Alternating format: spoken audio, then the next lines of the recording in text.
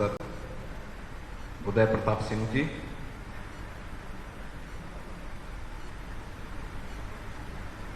और उपस्थित शिव महापुराण कथा के विश्राम के इस अवसर पर उपस्थित सभी श्रद्धालुजन, आप सब सौभाग्यशाली हैं कि विगत एक सप्ताह से आप सबको शिवावतार बाबा गोरखनाथ की इस पावन साधना स्थली पर शिव महापुराण कथा के मर्मज्ञ और आज कथा व्यास पर विराजमान संत बालकदास जी महाराज के श्रीमुख से देवादिदेव महादेव के विभिन्न रूपों की और उनके महात्म की कथा सुनने का सौभाग्य प्राप्त हुआ है। हम सब जानते हैं शिव भोले हैं, बहुत जल्दी अपने भक्तों पर अनुग्रह करते हैं और अति प्राचीन काल से ही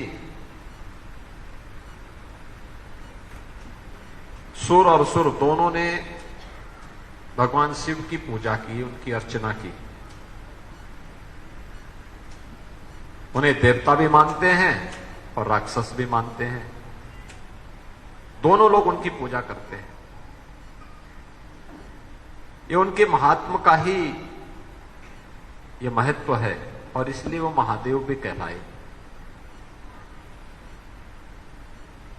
आध्यात्मिक दृष्टि से भी देखें तो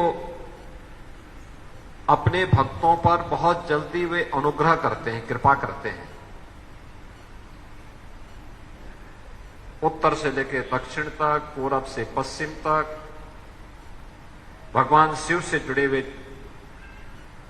ज्योतिर्लिंग, उनसे जुड़े हुए मंदिर हम सबको देखने को मिलते हैं। आध्यात्मिक दृष्टि से तो महत्व है ही, सांस्कृतिक दृष्टि से भी अगर आप देखेंगे, भारत को एकता के सूत्र में जोड़ने में भी हमारे इन ज्योतिर्लिंगों की बहुत बड़ी भूमिका रही है। 12 ज्योतिर्लिंग एक हिमालय में केदारनाथ में है, भगवान केदारेश्वर, और दूसरा सुदूर दक्षिण में अगर आप देखेंगे रामेश्वरम, तो रामेश्वरम में भी भगवान श्री राम के द्वारा स्वयं स्थापित ज्योतिर्लिंग है। आप सब जानते हैं कि आज से हजारों वर्ष पहले भगवान श्री राम ने लंका पर विजय प्राप्त करने से पहले सेतुबंध का निर्माण किया था, जिससे सेना सहित लंका में प्रवेश कर सके। और सेतुबंध का निर्माण हो सके इसके लिए उन्होंने भगवान शिव की आराधना की थी। स्वयं रामायण में भगवान राम इस बात को कहते हैं कि जो शिव द्रोही होगा उसके लिए धरती पर कोई जगह नहीं होगा। यानी शिव द्रोही को स्वीकार नहीं किया गया है, इसलिए शिव की आराधना, उनकी अर्चना सबने की। पूरब में बैद्यनाथ धाम आपको देखने को मिलता है, तो पश्चिम में नागेश धाम भी है, सोमनाथ धाम भी है। अलग अलग जगहों पर, और हजारों वर्षों की भारत की विरासत को और भारत की सांस्कृतिक एकता की प्रतीक भी 12 ज्योतिर्लिंग है। 12 ज्योतिर्लिंग भारत के अंदर अलग अलग क्षेत्रों में हम सबका मार्गदर्शन करते हैं। काशी में भगवान विश्वनाथ है, तो मध्य प्रदेश में महाकाल और ओंकारेश्वर के भी दर्शन होते हैं। देश के अलग अलग क्षेत्रों में स्थापित ये ज्योतिर्लिंग भारत की आध्यात्मिक समृद्धि के साथ साथ सांस्कृतिक एकता को भी एक नया संबल प्रदान करते हैं और आपने देवादिदेव महादेव भगवान शिव के इन अलग अलग ज्योतिर्लिंगों के माध्यम से उनके महात्म का वर्णन कथा के माध्यम से यहां सुना है। शिव का मतलब ही होता है कल्याण, जो बहुत जल्दी अनुग्रह करते हैं, कल्याण करते हैं, वही शिव है। और भगवान शिव की एक कृपा आप सब पर बनी रहे। इस दृष्टि से एक पखवाड़े का पूरा कार्यक्रम यहां गोरखनाथ मंदिर में बना है। एक सप्ताह का एक कार्यक्रम यहां पर 8 मई से लेकर के 14 मई तक शिव महापुराण की पावन कथा प्रतिदिन या 3 बजे से 6 बजे के बीच में होती थी। पूर्वाह्न में प्रातःकाल रुद्राभिषेक का आयोजन यजमान गणों के द्वारा संपन्न किया जाता था। रुद्राभिषेक के कार्यक्रम के बाद अपराह्न में इस पावन कथा का आयोजन विगत एक सप्ताह से यहां पर चल रहा था।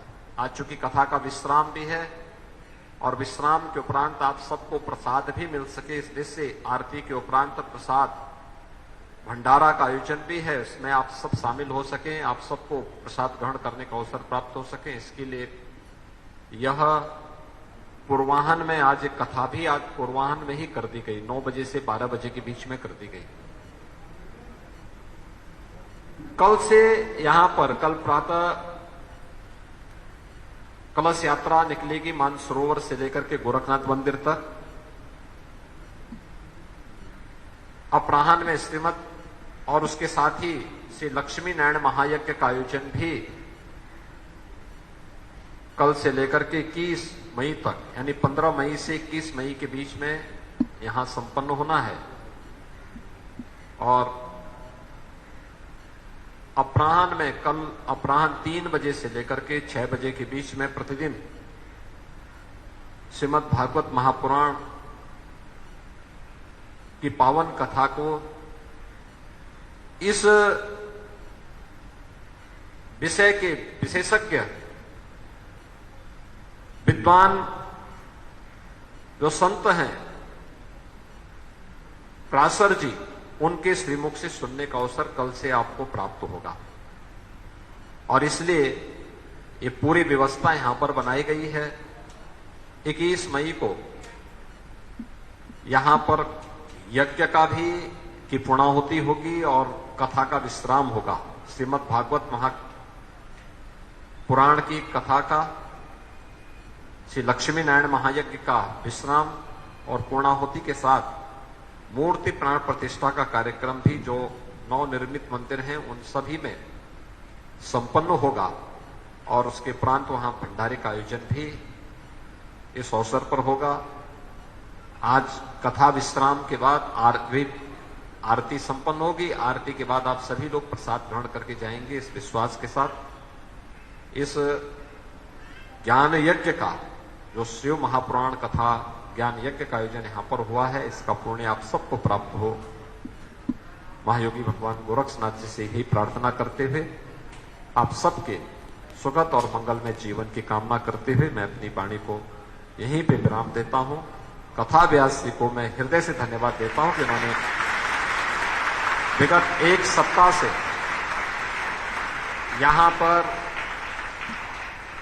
अपने श्रीमुख से देवादिदेव महादेव के भगवान शिव की इस पावन कथा को बहुत ही सारगर्भित तरीके से सरल भाषा में यहां पर श्रद्धालु जनों को सुनाने का कार्य किया है। मैं उनके भी प्रति अपनी शुभेच्छा व्यक्त करते हुए आप सबके सुखद और मंगलमय जीवन की कामना करते हुए अपनी वाणी को यहीं पे विराम देता हूं। ओम शांति।